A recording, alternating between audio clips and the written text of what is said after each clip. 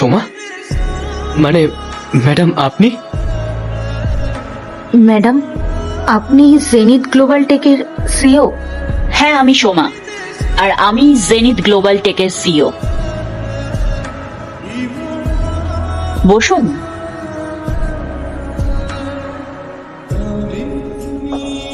দুবছর আগে ঠিক এইরকম একটা টেবিলের সামনে আমি দাঁড়িয়েছিলাম মাথা নিচু করে, আর আমার পাশে ছিল আমার মেথর ভাই।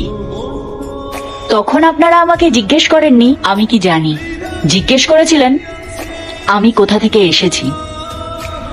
ম্যাডাম আমি আজ ক্ষমা চাওয়ার দিন না রাহুল, আজ ব্যবসার কথা বলার দিন। তখন আপনি বলেছিলেন সবাই সব জায়গার জন্য জন্মায় না। আজ আমি আপনাকে একটা কথা বলছি, মানুষ তার জন্ম দিয়ে ছোট হয় না, মানুষ ছোট হয় তার মানসিকতায়। আমার ভাই আজও কাজ করে, কিন্তু আজ সে নিজের কোম্পানির ফ্যাসিলিটি ম্যানেজার। আর আমি শুধু প্রমাণ করেছি ঝাঁটা দেওয়ার ঘর থেকেও সিও হওয়া যায়। আমি অনেক বিপদে আছি ম্যাডাম, আপনি চাইলে। আমি জানি আপনার কোম্পানি দেউলিয়ার পথে, আপনার ব্যালেন্স শিট আমি আগেই চেক করেছি। আপনারা এখানে সাহায্য চাইতে এসেছেন, আর আমি এখানে সিদ্ধান্ত নিতে বসেছি। আপনি চাইলে আমাদেরকে শেষ করে দিতে পারেন। প্রতিশোধ খুব সহজ রাহুল, কিন্তু উন্নতি খুব কঠিন। যেদিন আপনি আমাকে অপমান করেছিলেন সেদিন আমি ঠিক করেছিলাম যে আমি প্রমাণ করব কাউকে ছোট করে কখনো বড় হওয়া যায় না। আজ আমি চাইলে আপনাকে শেষ করতে পারি, কিন্তু তাহলে আমিও আপনার মতো হয়ে যাব। আমি আলাদা হতে চেয়েছি।